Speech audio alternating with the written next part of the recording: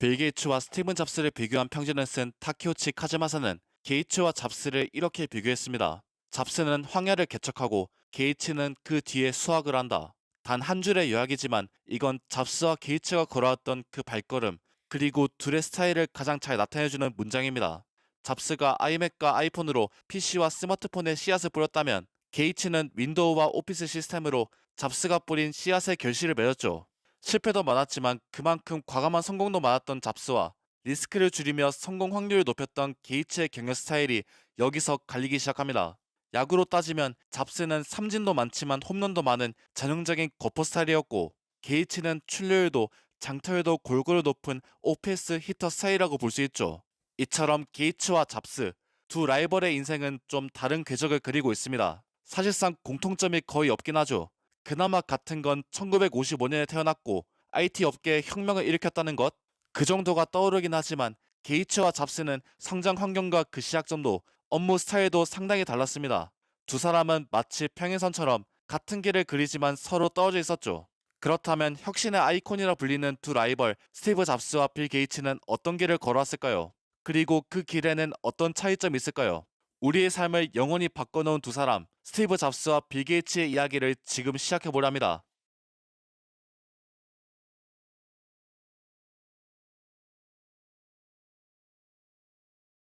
둘의 스타일이 다른 이유는 어떻게 보면 좀 복합적이라고 볼 수 있습니다. 우선 빌 게이츠와 스티브 잡스의 성장 환경에서 그 이유를 찾아볼 수 있죠. 게이츠와 잡스는 서로 다른 유년기를 보냈습니다.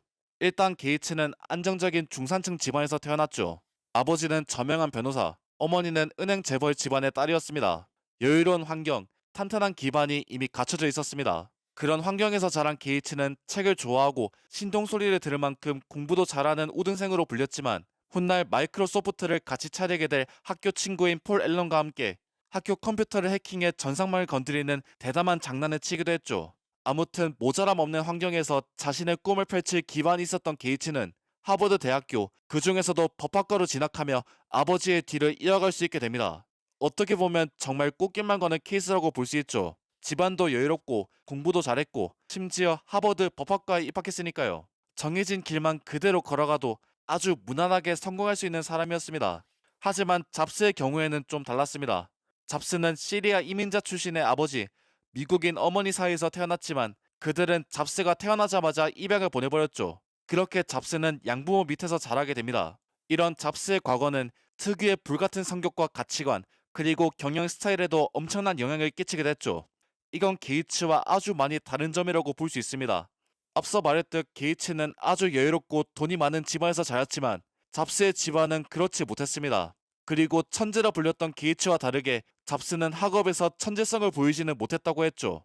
다만 잡스의 양아버지가 실리콘밸리에서 엔지니어로 일하고 있었다는 것, 그렇기에 다른 아이들보다 컴퓨터를 접할 기회가 더 많았다는 건 잡스에게 있어서 엄청난 기회가 됐습니다.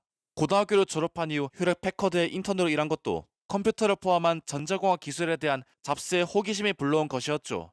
그리고 게이츠가 학교에서 앨런을 만났듯 잡스는 휴렛 패커드에서 인턴을 하는 과정에서 훗날 자신의 사업 파트너가 될 스티브 워지니악을 만나게 됩니다. 서로의 첫 발걸음이 이토록 달랐던 두 라이벌에게 공통점이 있었다면 그건 완벽한 파트너를 만났다는 거였죠. 그리고 컴퓨터에 대한 순수한 사랑도요. 그 사랑은 70년대부터 시작된 미국의 IT 산업 성장과 맞물리게 됩니다. 이 시기 미국은 잡스의 아버지가 일하던 실리콘밸리를 중심으로 IBM이라는 거대한 기업 아래에서 수많은 업체들이 커가는 구조였죠. 그리고 그 업체들 중 가장 두각을 나타낸 게 잡스와 워즈니악이 이끌던 애플이었습니다. 그리고 게이츠와 앨런이 창업한 마이크로소프트도 IBM과의 협업으로 점차 체급을 키우기 시작했죠. 우리가 아는 애플과 마이크로소프트의 이야기가 시작되는 순간이었습니다. 하지만 두 라이벌이 애플과 마이크로소프트를 만드는 그 과정엔 상당한 차이가 있었습니다. 일단 잡스가 자신의 성장 환경으로 인해 방황했다는 건 앞에서도 말했던 부분이었죠. 잡스는 휴렛패커드 인턴 과정을 마치고 리드 칼리지 철학과에 입학하지만 단 1학기만 다니고 자퇴를 결정합니다. 그러고 나서 약 1년간의 방황의 시간을 거쳤죠.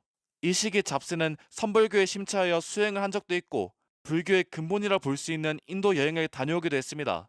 심지어 자신이 스님이 되겠다는 말을 하기도 했죠. 아무튼 그런 방황의 시간을 끝내고 그 당시 게임 업계에서 최고라 불리던 아타리에 취업하지만 정작 잡스가 빠진 건 아타리가 만든 폰 같은 게임이었죠.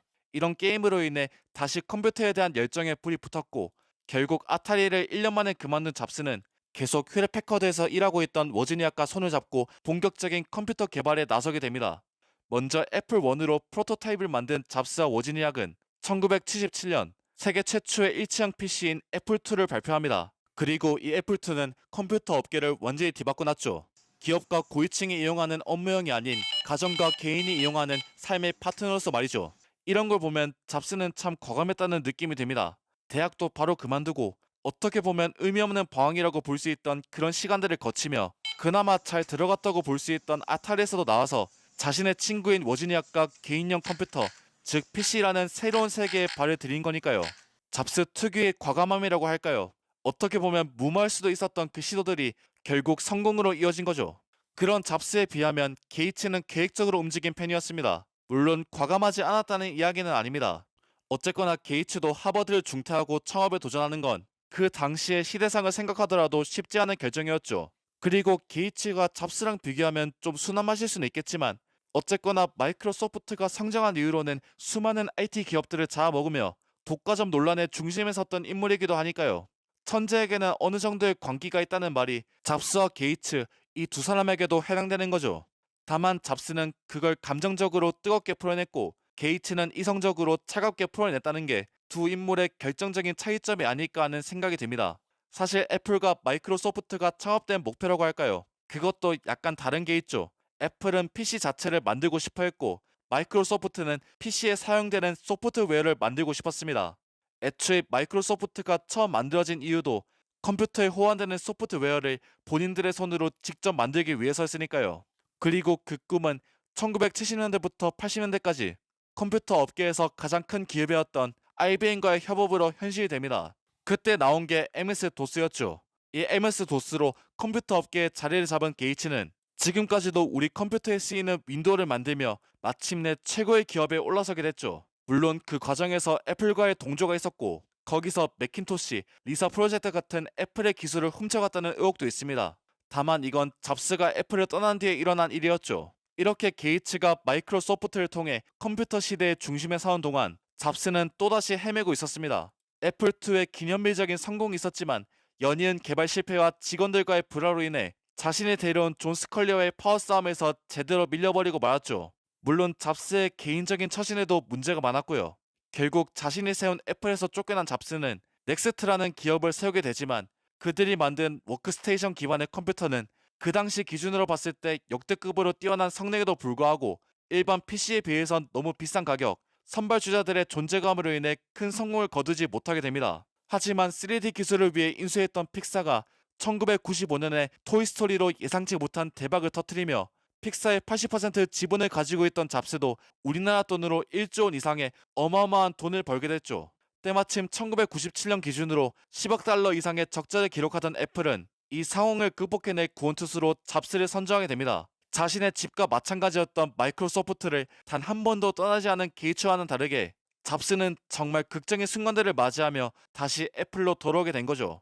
이렇게 서로 다른 궤적을 그려온 잡스와 게이츠였지만 그들이 세상을 바꾸기 위해 노력했다는 건 그리고 우리가 그 노력의 결실을 누리고 있다는 건 정말로 부정할 수 없다고 생각합니다. 우리가 살아가는 데 있어 가장 중요한 두 가지의 제품을 뽑으라면 저는 주저하지 않고 컴퓨터와 스마트폰을 고르겠습니다. 불과 몇십 년 전까지만 해도 아니 스마트폰은 당장 2000년대까지만 해도 절대로 상상할 수 없던 공상의 영역에 있었지만 이제는 이게 없으면 어떻게 살아가야 하나 싶을 정도죠. 이런 스마트폰과 컴퓨터가 당연해진 시대를 만든 게 바로 잡스와 게이츠니까요. 애플로 돌아온 잡스는 iMac의 새로운 시리즈를 발표하며 파산 직전에 몰린 애플을 구원했죠. 2001년엔 시장을 선도하고 있었던 MP3 산업에 발맞춰 아이팟을 발표하며 엄청난 히트를 치기도 했습니다. 하지만 잡스의 가장 큰 업적이라면 현대 스마트폰을 정립한 걸작 아이폰의 개발이 아닐까 싶습니다. 이 아이폰으로 인해 우리가 사는 세상이 완전히 달라졌으니까요. 물론 그 전에도 핸드폰 자체는 존재했고 노키아와 블랙베리를 중심으로 한 스마트폰에 대한 개념은 있었지만 그 편의성을 완전히 뒤바꾼 게 아이폰이었습니다. 잡스가 아이폰을 처음 발표한 프레젠테이션에서 말했듯 애플은 핸드폰에 대한 개념을 완전히 뒤바꿔놨죠. 한편 잡스가 애플로 돌아온 지 얼마 안 됐던 2000년 게이츠는 그간 자신이 이끌었던 마이크로소프트의 CEO에서 물러나게 됩니다. 1980년대부터 90년대까지 마이크로소프트는 그야말로 실리콘밸리의 괴물이었고 게이츠는 그 괴물의 주인이었습니다. 잔인할 정도로 다른 기업을 짓밟는 과감한 투자를 빙자한 방식으로 말이죠. 하지만 CEO에서 물러난 게이츠는 자신의 아내였던 멜린다와 함께 기부 재단을 세우게 됩니다. 자신이 쌓아 올려왔던 부를 사회의 어려운 계층을 위해 그리고 새로운 기술을 위해 쓰겠다는 의미였죠. 그 의미처럼 게이츠는 2022년 기준으로 무려 384억 달러를 기부했습니다. 정말 어마어마한 기부가 아닐 수 없죠. 어떤 사람들은 이런 게이츠의 행보를 보고 그렇게 실리콘밸리에서 돈을 뜯어간 게 이걸 위해서였냐고 놀라게 됐을 정도였죠. 이처럼 다른 성장 환경, 다른 시작점, 다른 경영 스타일을 가졌지만 그들이 같이 노력했던 건 우리의 삶을 더 나은 방향으로 바꿔놓기 위한 것이었다고 생각합니다. 안타깝게도 잡스는 2011년에 세상을 떠났지만 그가 세상에 남긴 애플의 기술과 정신은 여전히 살아있고 게이츠는 개발도상국에 대한 지원과 기후위기에 대한 대비책, 백신 등을 보급하며 기술 그 너머의 세상을 바라보고 있으니까요. 스마트폰으로 자료를 찾고 컴퓨터로 대본을 쓰는 지금 이 순간 그들이 남긴 유산을 다시 한번 떠올리게 됩니다. 다른 궤적을 그렸을지언정 그들의 목표는 같았다고 생각합니다. 우리의 삶을 더 나은 궤도로 나아가게 만드는 것. 그렇게 스티브 잡스와 빌 게이츠라는 인물은 영원히 역사에 남을 거고요. 우리가 살아가는 그 패러다임을 영원히 바꾼 사람들로 말이죠. 지금까지 로그타임이었습니다. 여러분이 생각하는 흥미로운 라이벌이 있다면 그리고 이 영상에 대해 하고 싶은 말이 있다면 여러분의 소중한 댓글을 남겨주셨으면 좋겠습니다. 앞으로 더 좋은 영상을 만들겠습니다. 감사합니다.